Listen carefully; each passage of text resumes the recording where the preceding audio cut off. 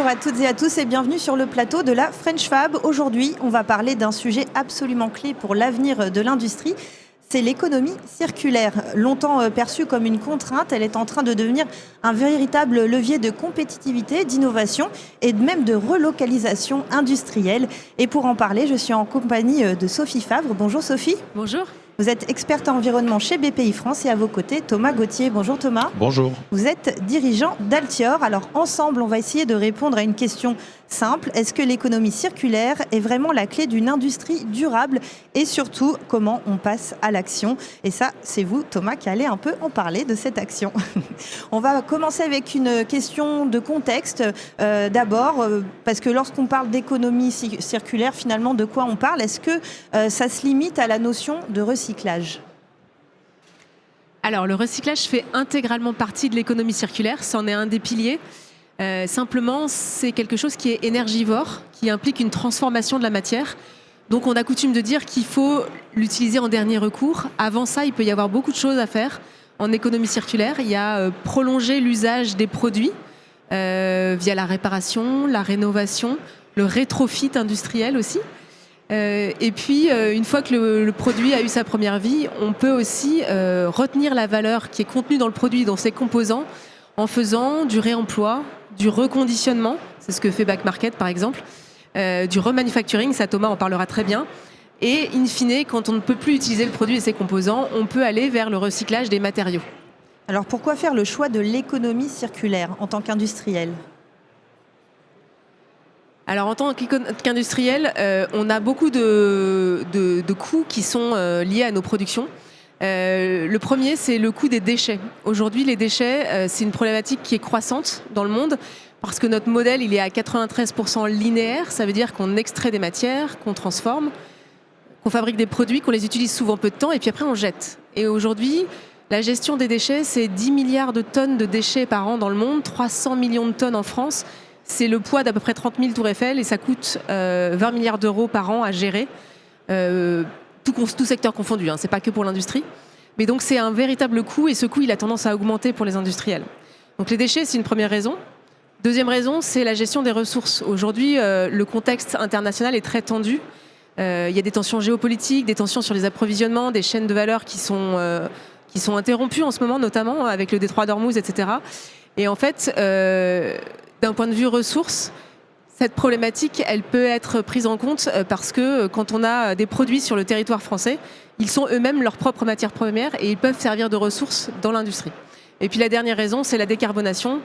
La SBTI estime que 75% de l'impact carbone des entreprises est dans sa chaîne de valeur amont ou aval. À l'amont, c'est notamment l'extraction, la transformation des matières premières. Merci Sophie. Alors on voit l'intérêt effectivement pour un industriel de passer à l'économie circulaire. Qu'en est-il aujourd'hui? Est-ce que cette démarche reste une stratégie, on va dire, personnelle ou est-ce qu'il y a des lois, un encadrement lié à ça?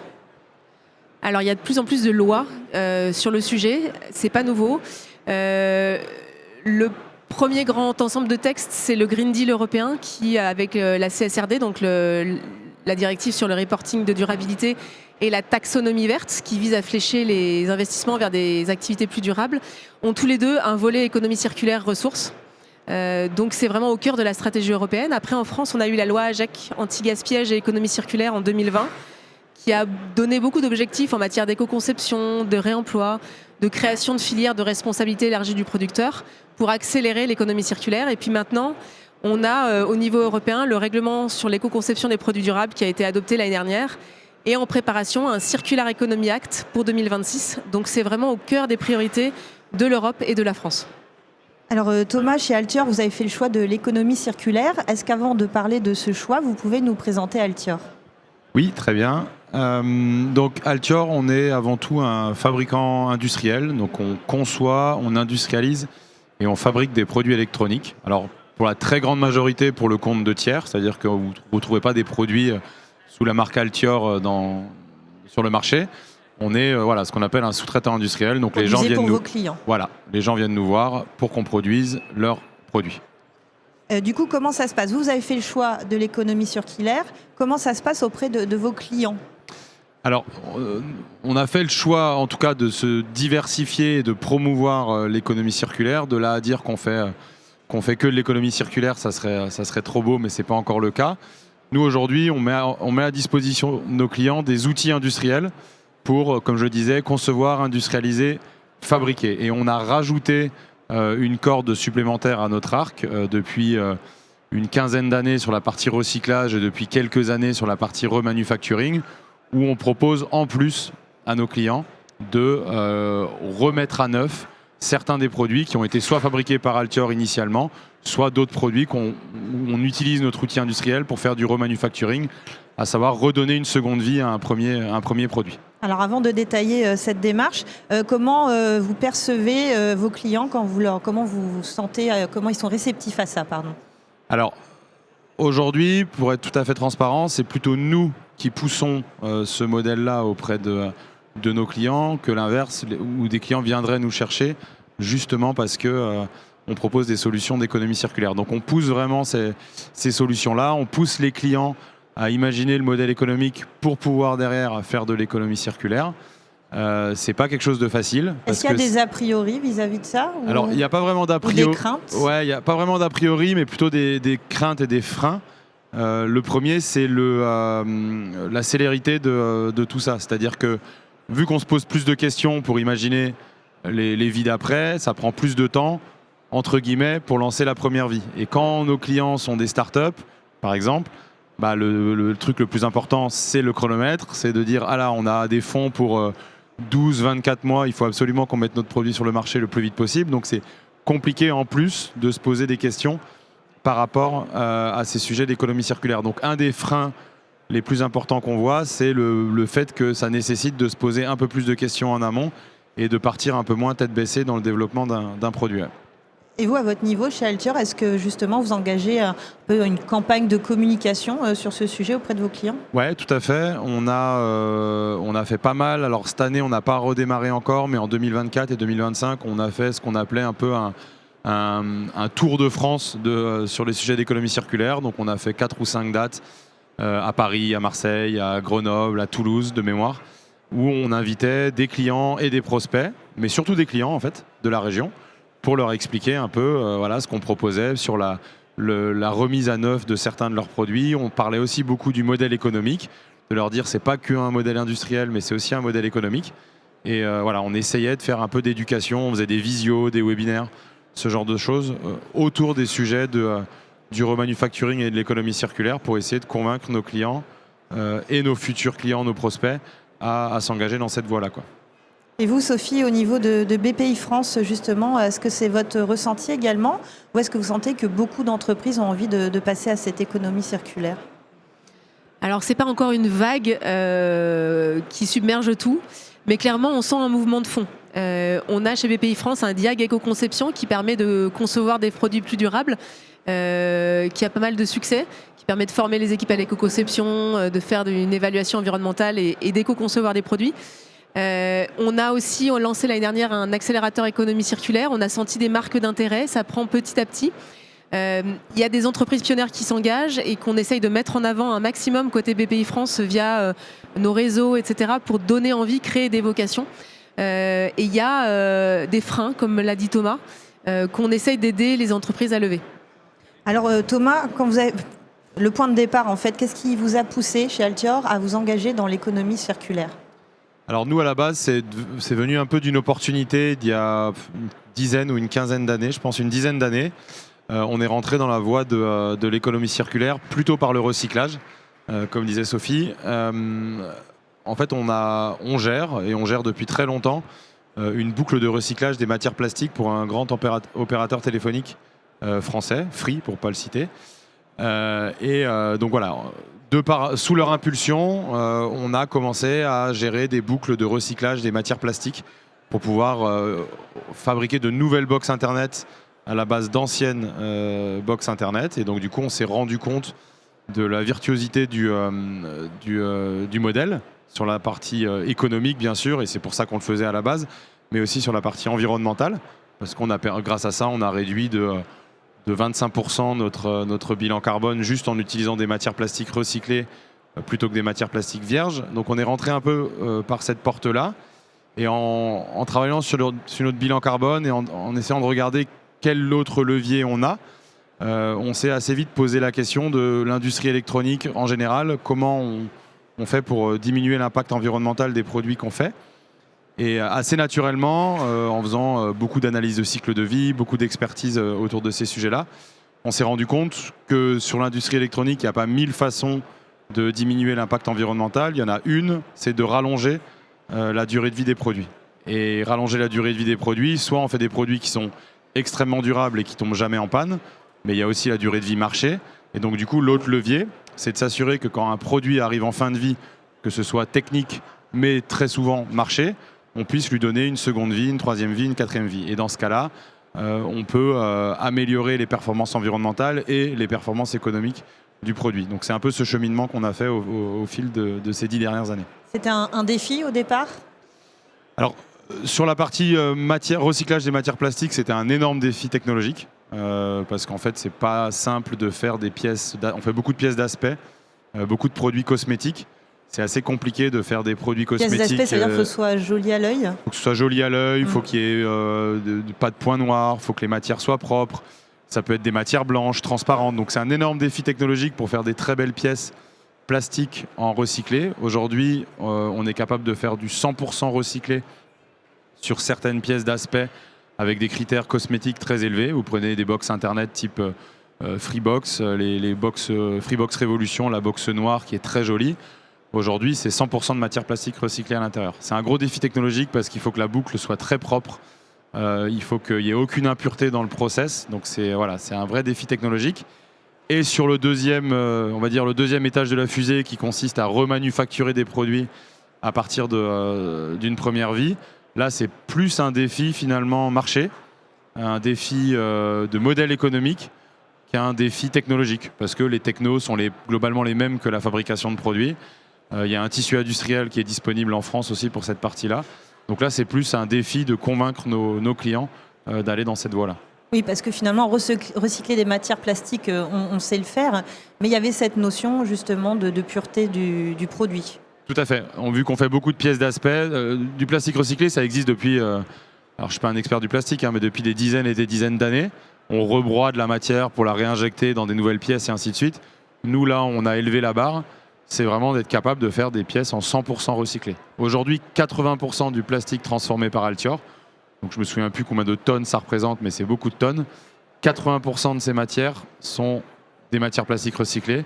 Et les 20% qu'on ne fait pas en recyclé, aujourd'hui, c'est principalement pour des raisons normatives, parce que c'est des matières techniques, avec des additifs anti-feu ou ce genre de choses, où là, on ne peut pas se permettre d'utiliser des matières plastiques recyclées parce qu'on vient perdre certaines propriétés intrinsèques à la matière. Oui, Sophie ? Oui, j'allais ajouter ce qui est particulièrement vertueux aussi dans ce que fait Altior, c'est que c'est du recyclage qu'on appelle en boucle fermée, c'est-à-dire que des Freebox redeviennent des Freebox, des produits électroniques redeviennent des produits électroniques.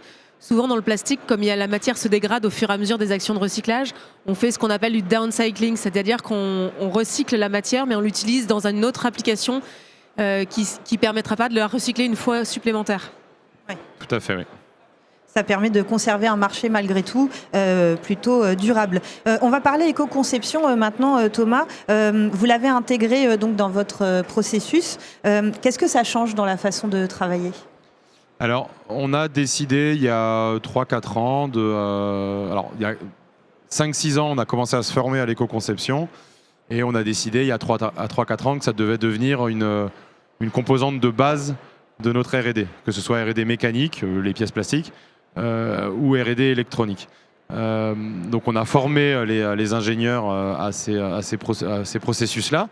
Et voilà, ce que ça change, c'est d'avoir des ingénieurs qui sont en mesure d'avoir les bonnes pratiques d'éco-conception dans le développement des produits. Donc ça peut être des choix de matière, ça peut être, parce que l'éco-conception c'est très large, mais ça peut être des choix de matériaux, ça peut être des choix technologiques, ça peut être des critères de démontabilité, de réparabilité. Donc c'est beaucoup de savoir-faire, beaucoup d'expertise qu'on a acquis ces 5 dernières années pour former les ingénieurs, parce que l'idée c'est vraiment que ce soit les personnes qui conçoivent les produits qui aient ces bonnes pratiques et pas que ce soit des des gens de l'extérieur, d'une certaine façon, qui viennent et qui disent « Ah ben non, ça va pas, ça va pas ». C'est vraiment d'essayer d'éco-concevoir dès le début pour avoir aussi un cycle de vie le plus rapide, un cycle de développement le plus rapide possible. Parce que on reste dans une industrie où il faut aller vite, où les technos évoluent très vite et on ne peut pas se permettre de doubler le temps de développement d'un produit parce qu'on fait de l'éco-conception. Donc là, le challenge pour nous, c'était vraiment d'intégrer ça dans notre processus classique de développement d'un produit. Et dans votre domaine de compétences qui est l'informatique? Alors, sur la partie surtout mécanique, ensuite la partie électronique, mais ce qu'on appelle hardware, donc vraiment la conception de la carte, le choix des composants, le fait qu'on puisse faire des conceptions modulaires où on peut changer une partie des composants et pas les autres. Sur la partie vraiment développement logiciel, ça commence, où on essaye d'utiliser des technos de développement plus sobres, où après il y a aussi les choix technologiques qui permettent de diminuer la consommation électrique d'un produit. Parce qu'en fait le bilan carbone d'un produit, enfin l'impact environnemental d'un produit, ça peut être sa fabrication, ça peut être son utilisation, ça peut être son transport. Donc ça aussi on a fait des dizaines et des dizaines d'analyses de cycle de vie de nos produits pour comprendre un peu quels sont les impacts. Alors il s'avère que pour Altior c'est principalement la fabrication, mais on a certains clients où le gros des impacts c'est l'utilisation. Et donc là c'est au lieu que le produit consomme 2 watts en veille, il en consomme que 1 watt et en vérité on a diminué quasiment divisé par 2 l'impact environnemental du produit. Donc c'est plein de petits curseurs qu'il faut ajuster. Sophie, ce type d'innovation, est-ce que c'est encore l'exception ou est-ce que vous avez d'autres exemples à nous partager que Altior dans peut-être un autre domaine que l'électronique? Alors en termes d'éco-conception, il y a de plus en plus effectivement d'entreprises qui s'y mettent. L'éco-conception, ça peut être, comme le disait Thomas, sur consommer moins en veille. Beaucoup d'appareils électroniques ont cette problématique-là. Ça peut être aussi sur le choix des matières. Utiliser de la matière recyclée, ça permet de réduire l'empreinte environnementale des produits. Vous avez par exemple, j'ai en tête un autre acteur qui s'appelle Pando. C'est une boîte qui fait des fenêtres, des huisseries en PVC. Et ils se sont rendus compte que le gros de leur impact carbone était lié au PVC, évidemment, qui est en plus une matière qui est issue du pétrole, mais qui reste une matière qui permet d'isoler à moindre coût ces fenêtres et donc accessible au plus grand nombre. Donc plutôt que de changer de matériaux, ils se sont dit comment on pourrait rendre nos fenêtres plus vertueuses d'un point de vue environnemental. Et ils ont fait un peu comme Altior, ils ont monté leur filière de recyclage. Ils ont maillé la France avec des centres de démantèlement des huisseries qui démontent quand ils rénovent des parcs immobiliers. Et ensuite, ils récupèrent la matière, ils envoient les vitres au recyclage et ils recyclent le PVC en boucle fermée et ils arrivent petit à petit à atteindre 70% du PVC intégré dans leurs fenêtres qui est du PVC recyclé. Donc ça, c'est super vertueux d'un point de vue environnemental parce que ça permet de baisser significativement l'empreinte environnementale de la fenêtre en ayant cette boucle fermée de recyclage. Et puis tout en gardant le PVC finalement. Exactement. On va parler remanufacture. Thomas, c'est quoi la différence avec le reconditionnement? Alors, est-ce qu'il y a une définition officielle? J'en sais rien. J'ai pas ramené de dictionnaire. Mais en tout cas, nous, ce qu'on appelle le remanufacturing versus le reconditionnement, c'est partir du principe que le produit en question, donc la deuxième vie du produit en question, est considéré comme un produit aussi bon que le premier. On n'est pas sur une version dégradée du premier. On est plus sur la même version que le premier, c'est juste qu'on est dans un modèle économique dit circulaire. Et donc du coup, le produit part, le produit revient, il repart, il revient. Mais la qualité du service, parce qu'on parle très souvent du service en fait dans ces cas-là, on ne parle plus vraiment du produit, la qualité du service n'est pas dégradée entre la première vie et la deuxième vie. Le meilleur exemple pour illustrer ça, c'est encore une fois l'exemple des box Internet. Aujourd'hui, quand vous vous abonnez à votre opérateur télécom, vous recevez une box chez vous, vous ne vous posez pas la question de se dire est-ce qu'elle est neuve ou elle n'est pas neuve. Vous la branchez, vous vous connectez à Internet, ça marche, ça suffit. Vous achetez un service. Et c'est vraiment ça qui est important. Quand on va faire du remanufacturing, c'est que le deuxième produit, issu du premier ou le troisième issu du deuxième ou ainsi de suite, il offre exactement le même service que le produit neuf. Sophie? Oui, peut-être pour compléter, en fait, le remanufacturing, comme le dit Thomas, on va remettre à neuf le produit. Et les performances doivent être équivalentes à un produit neuf. Elles doivent être garanties de la même façon, etc. Le reconditionnement, ce que fait Back Market, par exemple, avec les téléphones portables, on va réparer, mais on ne va pas remettre à neuf le produit. C'est ça un peu la différence entre les deux. Et pour les industriels, l'un ou l'autre peut avoir son intérêt d'un point de vue business plan. Il y a certains secteurs, par exemple, j'ai en tête un J'allais vous demander, est-ce que c'est duplicable dans tous les secteurs de l'industrie ? Alors, ça se développe, mais ça ne marche pas pour tous les produits. Déjà, il faut qu'il y ait un minimum de valeur contenue dans le produit et des composants qui ont une grande durée de vie qu'on peut réutiliser, comme la carte électronique dans le cas de ce que fait Altior. Il y a certains domaines où le remanufacturing coûterait trop cher parce qu'il faudrait remettre aux normes du neuf des produits. Et donc certains, par exemple j'ai en tête Olot qui fait des chariots élévateurs, eux ils sont allés vers le reconditionnement avec la garantie constructeur, avec une garantie suivant l'ancienneté du produit qui rassure beaucoup les clients, mais qui ne va pas jusqu'à la remise à neuf du produit parce que le business plan ne marchait pas. D'accord, donc c'est un choix à faire aussi au niveau de l'entreprise. Thomas, un exemple à nous donner que vous faites chez Altior ? Alors, j'ai parlé des box internet. Un deuxième exemple, c'est aujourd'hui, on travaille pour une société qui est basée à Lyon qui s'appelle Bookinou, qui fait une liseuse pour enfants. Et sur le concept du produit, ça s'y prête assez bien, parce qu'une liseuse, par définition, pour enfants, ça a une durée de vie. C'est-à-dire que les enfants, ils utilisent la liseuse de 4 à 10 ans, et ensuite, la liseuse, elle est mise dans un tiroir et plus personne ne l'utilise. En utilisant des produits reconditionnés ou remanufacturés, parce que les deux sont possibles, on peut donner une seconde vie à cette liseuse. Et donc c'est ce qu'on fait nous aujourd'hui avec notre client Bookinou, où le produit neuf est fabriqué dans notre site industriel de Chine, parce qu'on a un site industriel en Chine, un site industriel en France. Donc le produit neuf est fabriqué là-bas. Et ensuite, quand le produit revient dans nos usines, il est remis à neuf en France et il va derrière rééquiper une nouvelle école ou une nouvelle famille. Et du coup, pour votre client, les bénéfices de passer par ce procédé ? Alors sur l'économie circulaire, on parle souvent nous de 3 bénéfices. Le premier, c'est un bénéfice économique, parce que très souvent la deuxième vie ou la troisième vie coûte moins cher que la première, surtout si elle a été anticipée via l'éco-conception. Et ça peut aller jusqu'à 60-70% moins cher, 70% du prix, 60-70% du prix sur la deuxième vie. Premier gain. Deuxième gain environnemental. On peut faire des économies de 60 à 70% aussi d'impact environnemental. Et troisième gain, c'est aussi un gain, on va dire, dit de supply chain, on peut l'appeler comme on veut. C'est qu'en fait, on vient réutiliser une matière première qui est déjà disponible. Plutôt que d'aller extraire des nouvelles matières, d'aller rajouter du délai d'approvisionnement sur des composants électroniques qui sont très longs à approvisionner, de mettre de la pression sur de la trésorerie parce qu'il faut stocker des centaines et des centaines de composants. Ici, la matière première, c'est le produit en lui-même. Donc du coup, ça réduit de manière assez importante les pressions supply chain que sont la trésorerie et le transport, par exemple. Du coup, Sophie, on en vient à se demander quels sont les freins pour les industriels à l'heure actuelle pour ce passage à l'économie circulaire. Alors je pense que Thomas pourrait très bien répondre aussi en tant qu'industriel à cette question. Et on va lui demander juste après. Les freins qui sont rencontrés, alors le premier c'est effectivement, comme le dit Thomas, éco-concevoir ou concevoir en pensant la deuxième vie, la troisième vie d'un produit, ça prend un peu plus de temps. Parfois ça coûte un peu plus cher, donc il faut que le client soit prêt à payer ce premium, à prendre ce temps. En revanche, après, ça permet d'économiser de l'argent et d'économiser du temps aussi, parce que c'est plus réactif quand on va remanufacturer ou reconditionner un produit.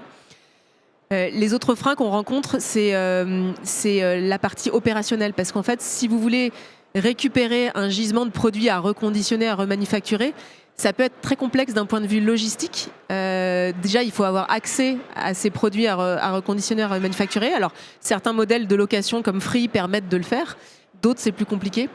Et après, il faut intégrer ces flux retours. Et puis, ce gisement de produits à reconditionner, à remanufacturer, il a eu une première vie qui n'est pas écrite pour l'instant, en tout cas. Ça sera peut-être le cas avec les outils de traçabilité, mais pour l'instant, il faut le tester, il faut naviguer un peu à vue. Et donc, c'est complexe et il faut avoir une très bonne connaissance des produits pour pouvoir l'opérer derrière. Du coup, Thomas, pour vous, les freins ? C'est exactement ce que vient de dire Sophie. Après, pour illustrer un peu, le premier frein, c'est ce que disait Sophie, c'est un frein de modèle économique, en fait. Aujourd'hui, les modèles économiques sont linéaires parce que ça va vite, on sait faire, on a besoin de développer un produit, on le développe. On a une vision assez court-termiste, en fait, de la durée de vie d'un produit. On n'a pas une vision long terme. Si on prenait une vision long terme d'un produit, ça serait assez évident que tous les produits devraient avoir un modèle circulaire, parce qu'à la fin, on y gagne d'un point de vue financier, ce qui est souvent le nerf de la guerre. On y gagne d'un point de vue supply chain, qui est aussi un point très bloquant pour beaucoup d'industries, pour beaucoup de PME, parce que les pressions de trésorerie, tout ça, c'est des choses très importantes pour les PME et les startups, mais aussi pour les grands groupes d'ailleurs. Et on a des gains environnementaux. Donc en fait, c'est vraiment ce manque, je pense, de vision long terme et de modèle économique. Et c'est pour ça que nous, dans les formations qu'on faisait un peu aux quatre coins de la France, on avait tout un volet, alors on est loin d'être des économistes, hein, mais on avait tout un volet où on essayait de parler de modèle économique, de donner des exemples, de dire, bah, regardez là, un modèle de location ou un modèle d'économie de la fonctionnalité. Il y a plein d'exemples qui existent. J'ai rencontré une entreprise de Haute-Loire qui faisait des scies à ruban industriel sous modèle circulaire en économie de la fonctionnalité. C'était plutôt que de vendre la scie, donc le ruban, ils vendaient la maintenance, le fait que ta scie, au lieu de tenir 1 an, elle va en tenir 10 ans. Et au lieu de la payer 2000 € le 15 mars, bah, tu la payes 50 € tous les mois pendant X mois. Et donc il y a toute cette démarche intellectuelle de modèle économique qui prend du temps, mais qui permet d'avoir une vision un peu plus long terme et avec des gains économiques à la fin. Et en partageant ces réflexions, vous aviez quoi comme retour des personnes qui étaient présentes ? Bah, c'est comme souvent sur ces sujets, hein, notamment sur la partie environnementale, tout le monde trouve ça génial, se dit ah bah ouais c'est super machin, et après quand il faut le mettre en application, bah, on se retrouve de nouveau avec des priorités et qui sont logiques, hein, mais des pressions de délai, de mise sur le marché. Prendre le temps de mettre les choses en place. Bah, c'est ça, c'est souvent le temps qu'on associe à la mise en place de ce modèle économique qui pose un problème. Et après, il y a la dimension logistique, qui aujourd'hui est une grosse problématique. Hein. C'est effectivement comment tu gères un gisement de produits, sauf si tu en fais plusieurs millions, où là tu fais des points de collecte, ou comme les box internet, c'est assez évident, parce que de toute façon il y a une amende si tu le ramènes pas, ce genre de choses. Mais si la valeur du produit ne justifie pas de mettre une amende au non-retour, ou si les quantités que tu mets sur le marché ne justifient pas des points de collecte aux quatre coins de la France, c'est vrai que le sujet logistique est une grosse problématique à l'économie circulaire. Et est-ce que c'est des nouvelles expertises à avoir finalement aussi ?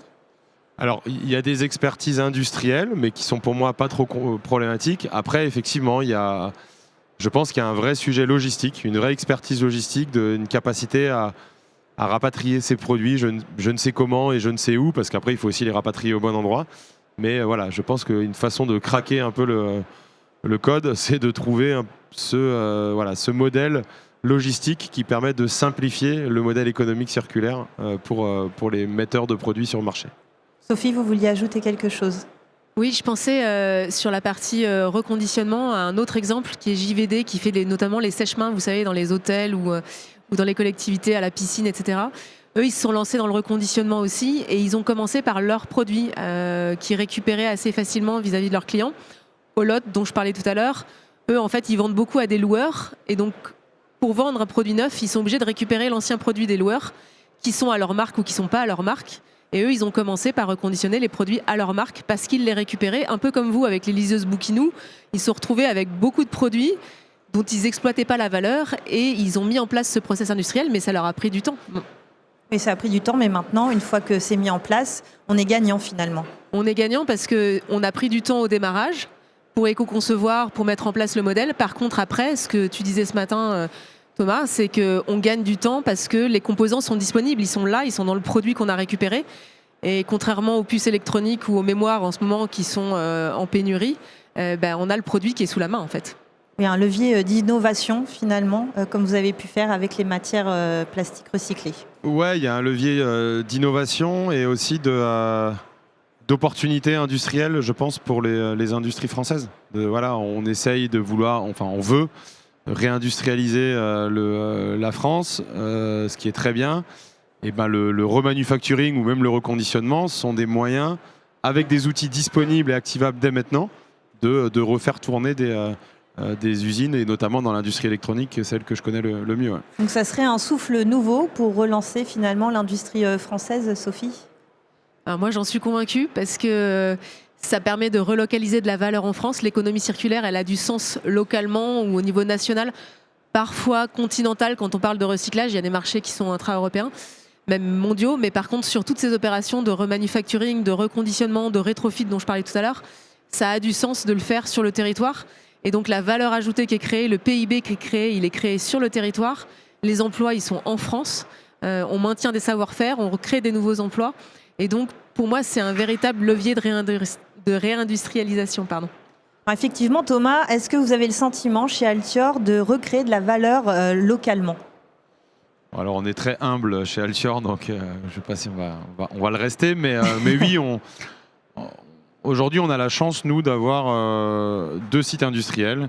Un qui est économiquement performant pour mettre des produits sur le marché à neuf, parce qu'il y a quand même aujourd'hui une pression du prix, et souvent, surtout quand ce prix il est payé directement par le consommateur, on se rend compte que voilà, la pression prix est importante. Mais on a aussi cet outil industriel en France qui nous permet de faire des produits neufs, parce qu'on fait aussi des produits neufs en France, et de pousser à ce modèle économique circulaire. Et dans ce cas-là, effectivement, on a l'impression et on essaye de planter un peu une graine pour recréer de la valeur en France sur quelque chose qui fait du sens. Plutôt que de s'évertuer à vouloir absolument fabriquer en France des choses qu'on ne sait pas forcément faire ou plus faire, malheureusement. Je serais le premier à vouloir refabriquer des smartphones en France ou des produits électroniques de grande consommation en France, mais le fait est qu'aujourd'hui, on n'y arrive plus trop. Alors j'espère qu'on va de nouveau y arriver à le faire d'ici quelques années, mais en attendant, on peut effectivement prendre cette voie du remanufacturing ou du reconditionnement. Et il faut faire attention à ne pas louper le virage, parce qu'on parlait du reconditionnement. Aujourd'hui, quand vous allez sur Back Market, il y a très peu de produits qui sont reconditionnés en France. La France est en retard à ce sujet. La plupart des smartphones aujourd'hui sont reconditionnés en Europe, parce qu'il y a des problématiques douanières au reconditionnement qui font que c'est beaucoup plus facile de le faire en Europe. Mais ça va être fait en Europe de l'Est notamment, ou ce genre de choses. Alors il y a certains acteurs, notamment Yes, une boîte qui reconditionne uniquement en France. Mais voilà, il ne faudrait pas non plus louper ce virage-là, quoi. Aujourd'hui, on a un tissu qui permet de le faire. Économiquement, je pense que c'est performant. On peut en plus robotiser énormément d'étapes liées au remanufacturing, parce qu'il y a énormément de choses dans le remanufacturing qui consistent à tester. Les tests s'automatisent. Sur Global Industries, il y a plein de fabricants de cobots, de robots qui permettent de faire du test automatisé.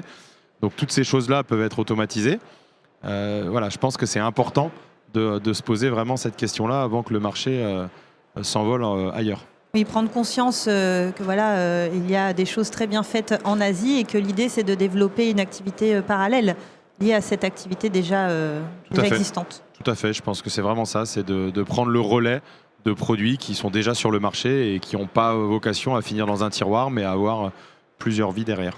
Est-ce que l'économie circulaire, Thomas, pour Altior est devenue vraiment un avantage concurrentiel selon vous, ou pas encore, mais c'est en devenir ?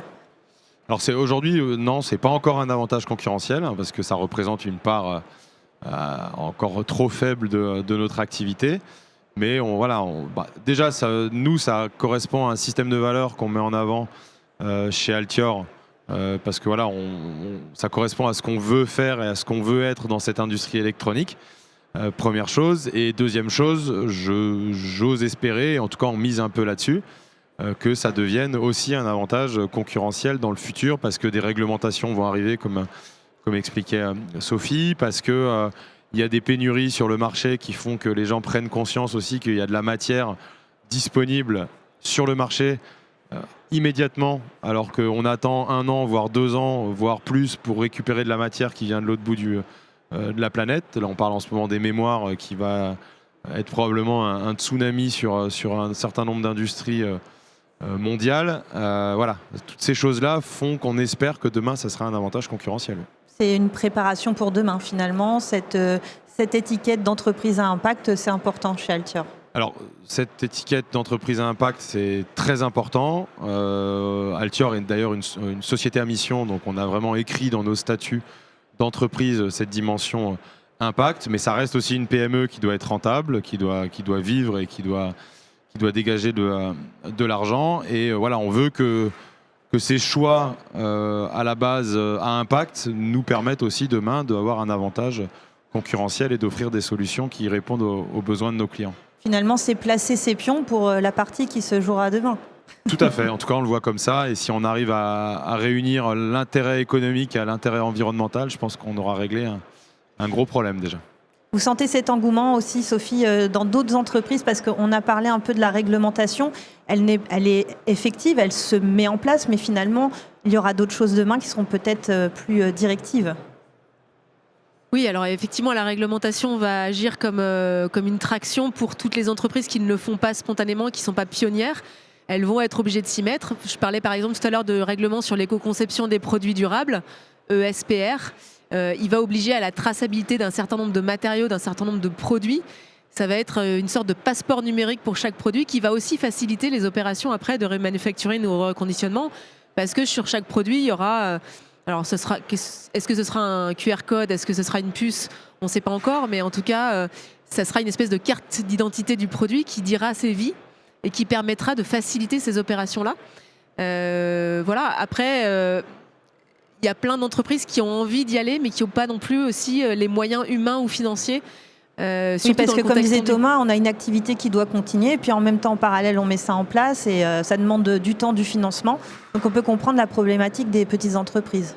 Oui, et puis c'est pas facile de trouver des financements sur ces sujets d'économie circulaire. Il y en a certaines comme Altior ou comme Desica, par exemple, qui fait des déshumidificateurs pour l'industrie. Desica, ils veulent passer à l'économie de la fonctionnalité, c'est-à-dire vendre l'usage ou le résultat obtenu grâce à son produit et non plus vendre des volumes de produits. Et leur réflexion, elle est en cours. Ils interrogent leurs clients pour voir qu'est-ce qui est monétisable, qu'est-ce qui va permettre de bifurquer vers ce modèle plus circulaire. Mais ce que dit le dirigeant, c'est qu'il faut s'appuyer sur l'existant et on ne va pas renier l'existant aujourd'hui. On va continuer à le faire performer parce que c'est lui qui va permettre de financer la bifurcation progressive vers ces modèles. Il faut commencer à prendre le virage malgré tout. Thomas, vous avez commencé à le prendre chez Altior. C'est quoi les prochaines étapes? Quels sont vos objectifs à venir? Alors, nous, encore une fois, on met à disposition des outils pour nos clients, des outils industriels, de conception et industriels, pour réaliser ce virage vers l'économie circulaire. Mais si nos clients ne prennent pas le virage, nos outils, entre guillemets, vont pas servir. Donc nous, c'est plus, on s'est rendu compte dernièrement que notre rôle était plus d'essayer de convaincre nos clients finalement à faire de l'économie circulaire ou de l'économie de la fonctionnalité, parce que nous, en tant que tel, on peut mettre à disposition les outils, mais si personne ne les utilise, ça ne marche pas. Donc nous, c'est effectivement de continuer à sensibiliser, à faire ce qu'on est en train de faire là aujourd'hui, par exemple, à prendre la parole, à faire des diagnostics éco-conception avec la BPI, parce qu'on est un des bureaux d'études partenaires sur les diag éco-conception. C'est de chiffrer la seconde vie d'un produit à chaque fois qu'on chiffre un produit. Donc à chaque fois qu'un prospect vient nous voir pour chiffrer un projet chez Altior, on chiffre le développement du produit, son industrialisation, sa production. Et à la fin, on dit, et si demain, tu rentres dans une démarche de remanufacturing, ton produit te coûtera plus que tant. Et l'investissement pour faire ça, ça va être tant. Donc c'est un peu de planter tout un tas de graines pour inciter finalement les clients à aller dans ce modèle-là. Et c'est ça notre rôle aujourd'hui, c'est de continuer à sensibiliser, à pousser pour que les gens s'engagent dans cette voie-là, quoi.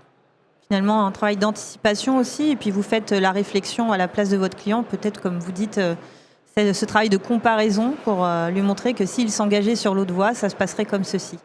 Tout à fait. Et de toute façon, pour faire un produit remanufacturé, il faut faire un produit neuf à la base. Donc ça ne vient pas casser le chemin initial.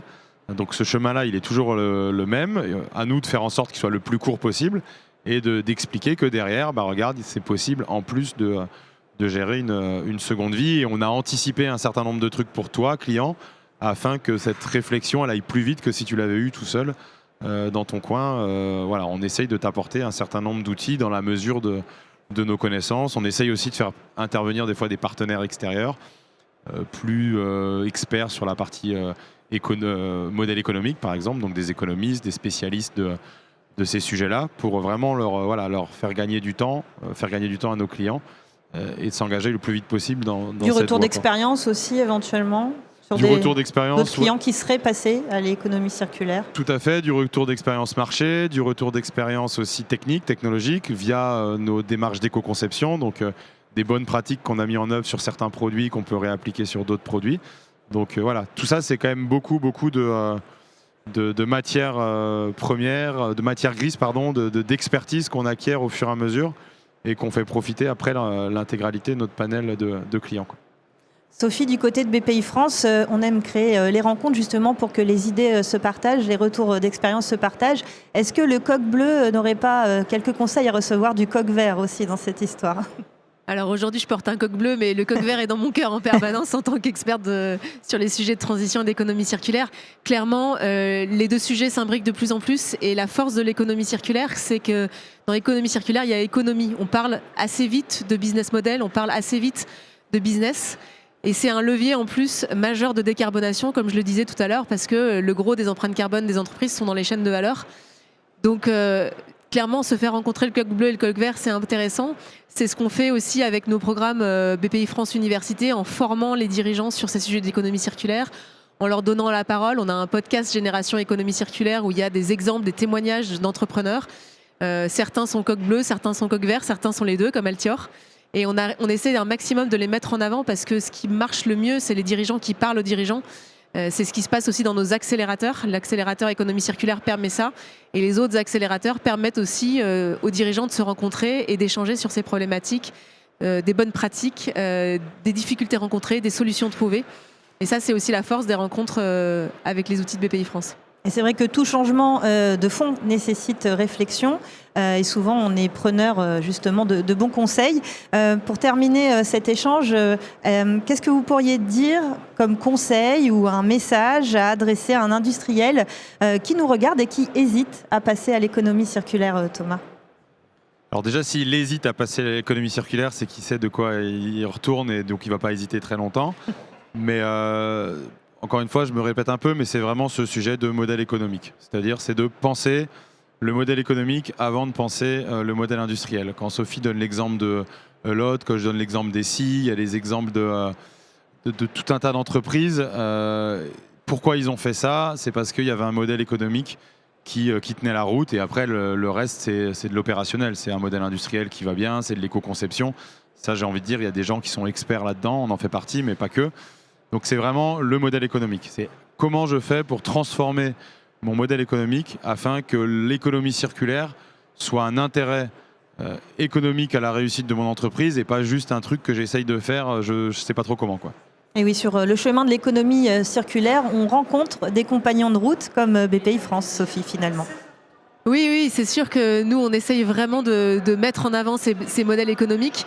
On a fait tout un cycle de formation sur BPI France Université, on a donné la parole à des dirigeants, on a créé l'accélérateur économie circulaire, on a le Diag Éco-Conception et puis il y a la communauté du coq vert aussi en région qui est animée par les responsables climat et biodiversité qui a organisé aussi des rencontres sur le thème de l'économie circulaire.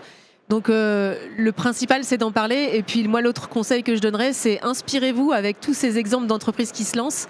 Et puis ensuite, lancez-vous, faites des POC, des expérimentations, commencez petit, commencez avec un client qui est prêt à vous suivre et puis apprenez en marchant et faites-vous accompagner. Il y a des dispositifs, BPI France en propose, mais il y en a plein d'autres qui permettent d'être accompagnés sur ce chemin parce que c'est un chemin qui est pas facile, on va pas se mentir, mais qui peut porter des fruits très intéressants et qui est surtout un chemin d'avenir. Oui, et ça en vaut la peine. Merci beaucoup Thomas, merci Sophie. Merci à tous les deux. Merci. Ce qu'on retient, c'est que l'économie circulaire n'est plus une option. C'est un levier d'innovation, de performance et même de souveraineté industrielle. Merci à tous les deux et bon après-midi. Merci beaucoup, merci à tous.